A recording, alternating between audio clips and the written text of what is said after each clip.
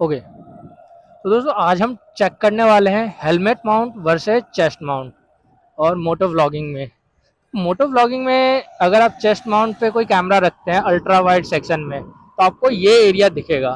देख सकते हैं, ये पूरा का पूरा हैंडल बार, मिरर एंड हमारा वाइजर और सामने फ्रंट का सेक्शन रहता है। और चेस्ट माउंट बेसिकली थोड़ा सा डाउनवर्ड एरिया होता है, इसलिए आपको थोड़ा सा यहाँ से स्ट्रेट व्यू में आएगा सीन सिनेरियो।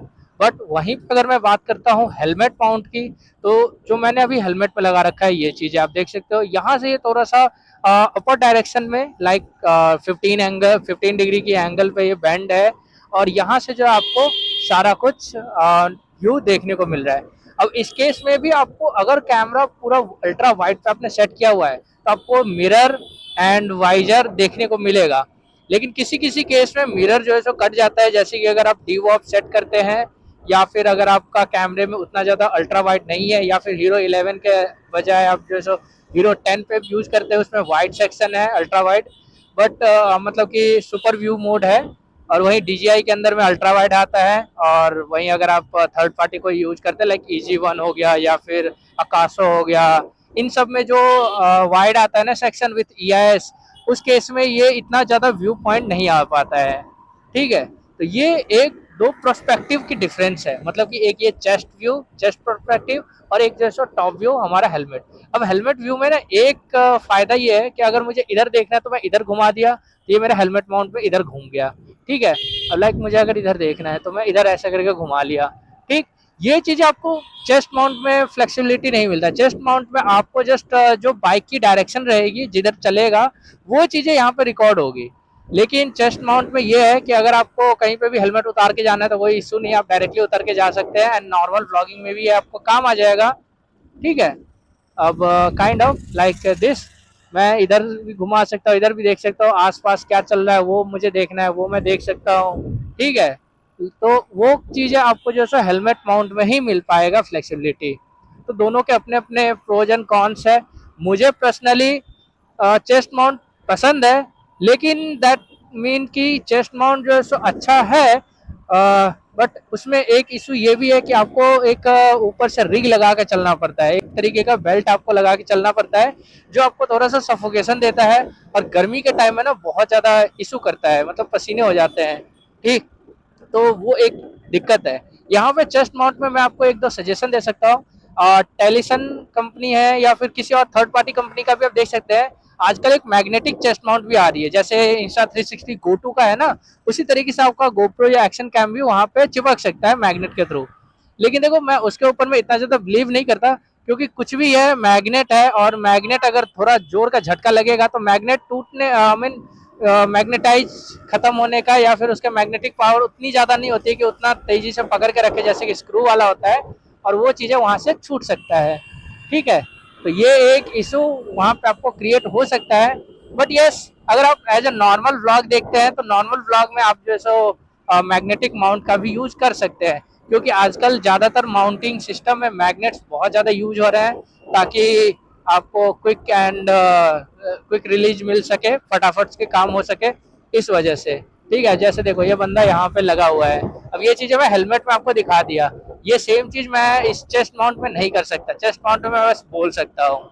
ठीक है, तो अभी मैं यहाँ पे ना अब चेंज करता हूँ इसका पर्सपेक्टिव। मैंने यहाँ पे अभी अल्ट्रा वाइड सेट किया हुआ था, एक्शन 3 मेरे चेस्ट पे लगा हुआ है, एक्शन 4 मेरे हेलमेट पे लगा हुआ है, बट जो वाइडिंग सेक्शन है, जो वाइड एंगल है, वो दोनों का लगभग लगभग सेम है। तो अभी मैं अल्ट्रा वाइड से हटा करके अब इसको जो सेट कर लेता हूँ अपने वाइड पे, एंड देन डीवॉप हम देख लेंगे कि कितना कितना एरिया किस किस में आता है। अभी आप देख लीजिए एरिया इतना ज्यादा आ रहा है। एंड तो दोस्तों अब मैंने सेट कर लिया डीवॉप, दोनों में स्टैंडर्ड डीवॉप एक्शन 4 और एक्शन 3 दोनों के अंदर। डी सिनेलाइक 10 बिट पे मैं रिकॉर्ड कर रहा हूँ, और काफी ज्यादा धूप वाला सनी डे है, तो कोई इशू नहीं यहाँ पे। 4K 60 FPS रॉक स्टेडी 1, मतलब कि जो फर्स्ट प्रायोरिटी होता है रॉक स्टेडी का, वो मैंने सेट किया हुआ है।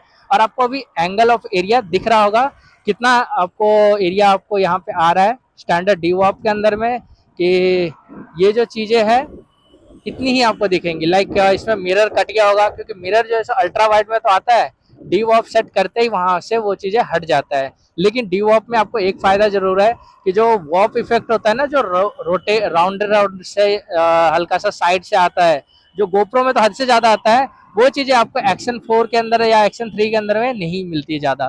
ठीक है, ये मुझे काफ़ी अच्छा लगा था गोप्रो का एज कम्पेयर टू DJI का एज कम्पेयर टू गोप्रो।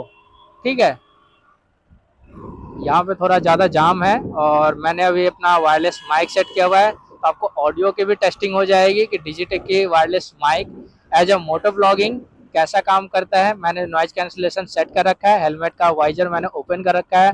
तो और स्पीड ज़्यादा नहीं है भाई, 25 की स्पीड में चल रहा है, क्योंकि मुझे नॉर्मली कुछ चीज़ें आपको बतानी थी, एरिया वगैरह दिखानी थी इसलिए। ठीक है, तो ये as a normal moto vlog नहीं है बट नॉर्मल व्लॉग है। ओके, सो जस्ट मैं थोड़ा सा इनसाइड ले लेता हूँ ताकि हमें थोड़ा सा इस ट्रैफिक से बचे। आए हाय, ये क्या होली का दहन हुआ इतना। ओके, तो अभी मैं ना एक चीज़ और ट्राई करने वाला हूँ, वो है हमारा स्टेबलाइजेशन को रॉक स्टेडी और विथ जायरो फ्लो। ठीक है, तो अभी हम जायरो फ्लो और रॉक स्टेडी दोनों को थोड़ा कंपेयर मार लेते हैं कि कैसा ये दोनों काम करता है आपस में। तो दोस्तों एक्शन 3 मेरे चेस्ट पे माउंट है, ये रिकॉर्ड करा HDR10 4K 30 FPS में वीडियो। और एक्शन 4 जो मेरे हेलमेट पे माउंट है वो रिकॉर्ड करा 4K 60 FPS नॉर्मल 10 बिट, क्योंकि यहाँ पे HDR हमेशा ही ऑन रहता है और आप 10 बिट में रिकॉर्ड कर सकते हैं। और यस, एक्शन 4 में आप जो लेंस चेंज कर सकते हैं, अल्ट्रा वाइड, वाइड या फिर आप स्टैंडर्ड डी वॉप। बट वही सेम अगर एक्शन 3 की बात करें तो यहाँ पे HDR में अगर आप वीडियो रिकॉर्ड कर रहे हैं तो वहाँ आपको जो है सो ये ऑप्शन नहीं मिलता है लेंस चेंज करने का। बट ओके, दोनों अपने अपनी जगह पे काफ़ी अच्छी वीडियो निकाल के देता है। तो अभी हम चेक करने वाले हैं कि इस दोनों में हमें कुछ ना कुछ तो डिफरेंस मिले, मतलब कि अगर हमें अपग्रेड करना है एक्शन 3 से एक्शन 4 में तो क्या चीज़ है। जस्ट एक लेंस चेंज, लेंस की हमें थोड़ी सी वाइड एरिया मिल जाएगी HDR में, वही एक नॉर्मल चीज़ है, या फिर उसके अलावा भी HDR के अंदर में भी कुछ और ज़्यादा खेल है। तो वो चीज़ें हम यहाँ पे चेक करने वाले हैं। हालांकि जो आप अभी ऑडियो सुन रहे हैं वो मेरे वायरलेस माइक से सुन रहे हैं। डिजिटेक का वायरलेस माइक मैंने एक्शन 3 में कनेक्ट किया हुआ है। और जो गेन लेवल है मैंने -2 पे गेन लेवल सेट किया है, क्योंकि मैंने उसका ट्रांसमीटर डायरेक्टली अपने हेलमेट के अंदर में रखा हुआ है। और यहाँ पे जब माउथ के पास में जब ट्रांसमीटर होता है तो बहुत तेज वहाँ पे साउंड जाती है। ठीक है, तो कई दफ़ा वो क्लिपिंग ना हो जाए साउंड आउटपुट ऑडियो, इसी वजह से मैंने ऐसा किया है। ठीक है, और अभी मैंने यहाँ पे वाइजर बंद कर दिया। वाइजर बंद करने के बाद में ऑडियो और ज़्यादा मफल होता है।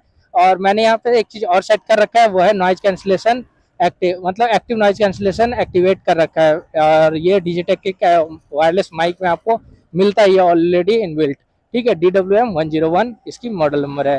ये सारी जानकारी मैंने टैग की जानकारी आपको दे दी है। और ये वीडियो हमारा रिकॉर्ड हो रहा है नॉर्मल HDR मोड में। इसको हम कलर ग्रेड में भी देख लेंगे कि किस तरीके से निकल के आता है। हार्श सनलाइट है और ज़्यादा वैसे शैडो एरिया में तो हम अभी तक नहीं गए हैं, बट हाँ ऑन रोड आपको किस तरीके से ये HDR काम आता है ये चीज़ यहाँ पे देखने को मिल जाएगा। ठीक है।